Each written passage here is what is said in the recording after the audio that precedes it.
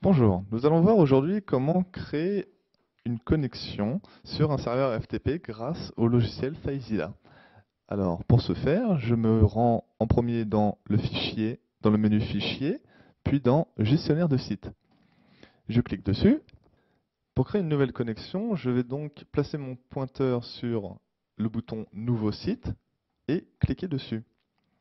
Voilà, donc un nouveau champ de saisie apparaît et je peux indiquer le nom du site auquel je veux me connecter. Alors je vais mettre par exemple test que je valide en appuyant sur entrée.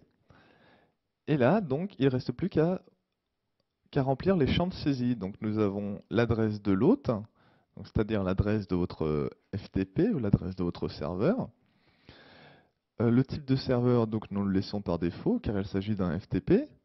Le type d'authentification, alors anonyme, normal, demande de mot de passe, etc. Donc dans le cas d'un mot de passe, nous pouvons cliquer par exemple sur normal, et là, il faut rentrer un identifiant ainsi que le mot de passe, qui seront demandés à chaque fois que vous vous connecterez sur votre serveur. Donc j'ai déjà préparé préalablement une connexion à un FTP, donc je vais supprimer celle que je viens de créer en cliquant dessus dans la liste et en appuyant sur supprimer.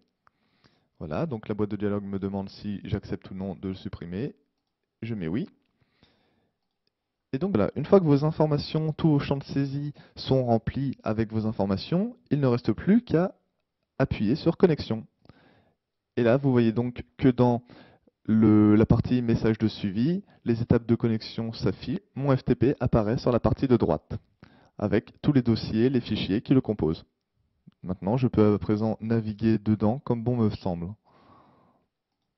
Voilà, je clique sur un dossier, il s'ouvre, il me fait apparaître les fichiers qui sont dedans, etc. Maintenant, il existe aussi des outils de raccourci de connexion.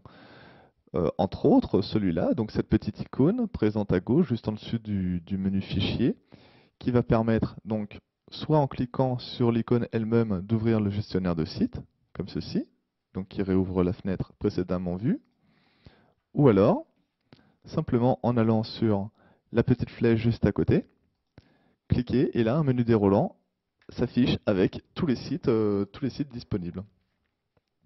Donc là je retrouve mon FTP, j'ai le choix de cliquer dessus si je veux me connecter dessus. Nous avons ensuite aussi un autre outil